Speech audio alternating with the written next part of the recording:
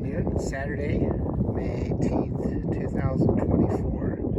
This is the second garden tour this year for my garden here. I got some wild flax, that's some blue flowers there. The little purple ones are Aubrietta. The Aubrietta's bloom really early. We have some Shasta daisies down here that are getting ready to bloom. Got some roses that are getting ready to bloom. More roses, more Shasta daisies, more Aubrietta, more wild flax. There is some more Shasta daisies.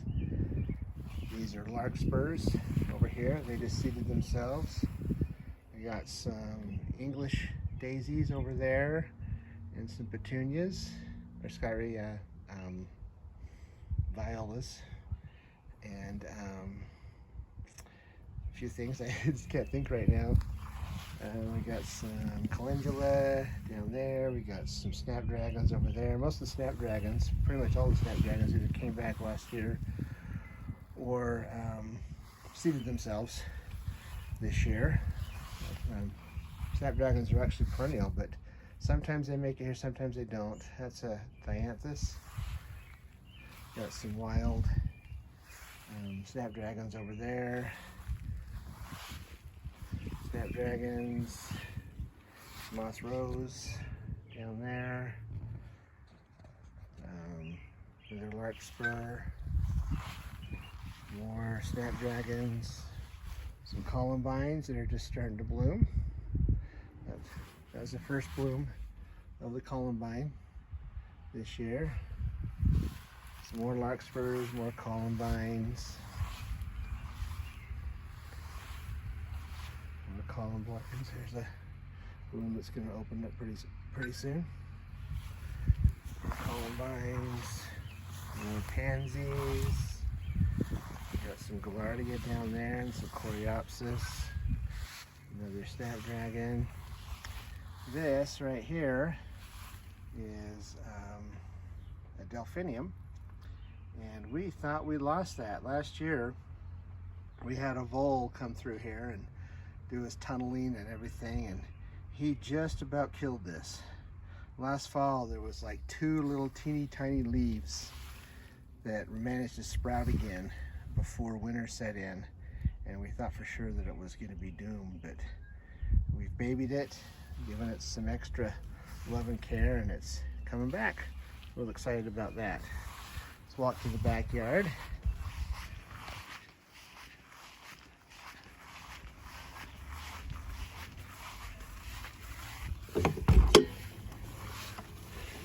These beds right here are new this year. These are raspberries right here. Got them from Fedco. And this one doesn't look like it's gonna make it. So, but the other three will more than fill up this bed over time. So I'm not too worried about that. This is a York elderberry tree. Brand new this year, like I mentioned. A little extra strawberry plant. I had to find a home for it. I couldn't just get rid of it. You'll see those over on the other side of the garden. This is, we joke, this is a Regent Saskatoon, or a serviceberry, or a Juneberry, they're sometimes called. We call them Utah blueberries because Utah has very alkaline soil, and they're very difficult to keep alive down here. We got some sweet peas and some self-seeded, whatever they are, probably more English daisies, or maybe some other things, hard to tell. These English daisies down here seeded themselves last year. They seem to compete with the grass pretty well, so even when we mow them. We got some painted daisies that are just starting to bloom out. There's the first one. There's the first one that bloomed. There's a few more. Got an artichoke that overwintered. That is sometimes successful, sometimes not, depending on how cold it is. This shed faces gets the south sun. It's the south side of the shed, so it gets a little warmer, keeps it a little warmer here. It's a little microclimate. More English daisies, more Gaillardia. There's another Gaillardia plant over there too. These self-seeded, these are Cosmos, and one sweet pea. More of those. I just forgot the name. It's so funny. Lots of volunteer Cosmos down in there. They're like weeds down there now. These are leeks and shallots. Just a few. This is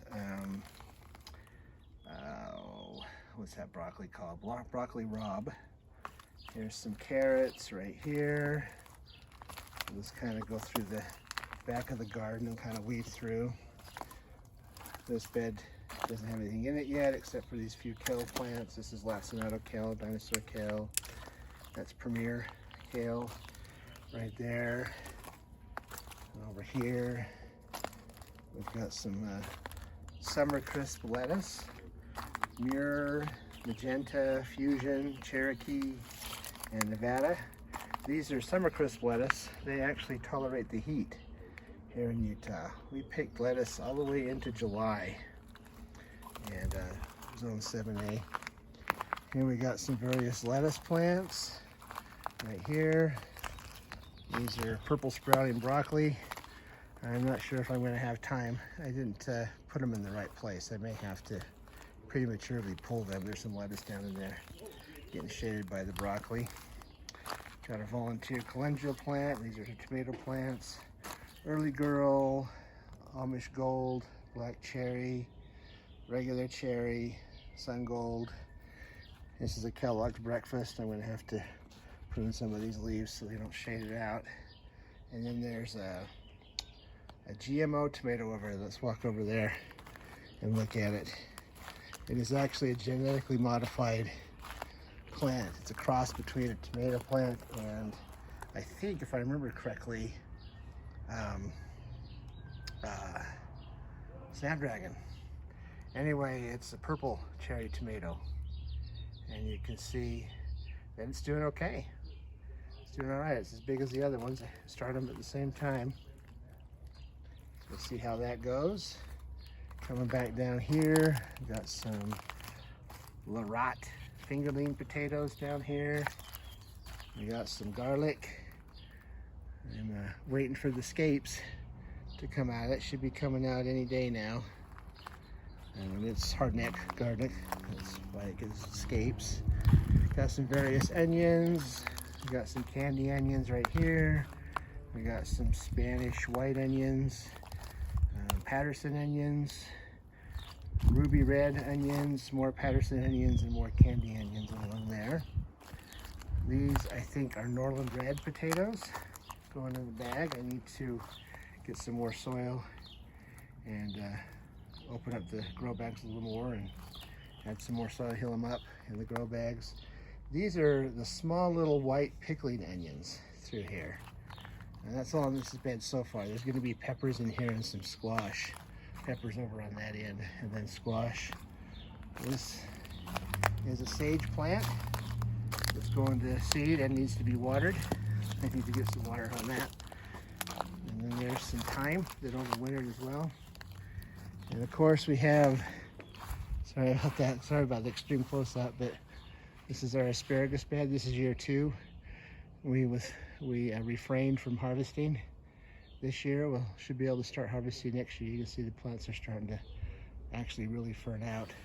Some extra summer crisp lettuce down there that we had, and some more potatoes. These are Yukon Gold here. For some reason, one bag does not. The 2 potatoes were put in there. 2 seed potatoes were put in there, and they just did not take off for some reason. This is a columnar apple tree right here. And then here we've got some purple broccoli and some green broccoli. It's getting ready to go pretty soon. You can see there's a little floret down there. There's insect netting over it to keep the cabbage butterflies. Got some cabbages down there and some lettuce back there. You can see another columnar apple tree. This one looks like it has apples growing on it. If you look really close, you can see some apples growing on it. This is year 2 for those.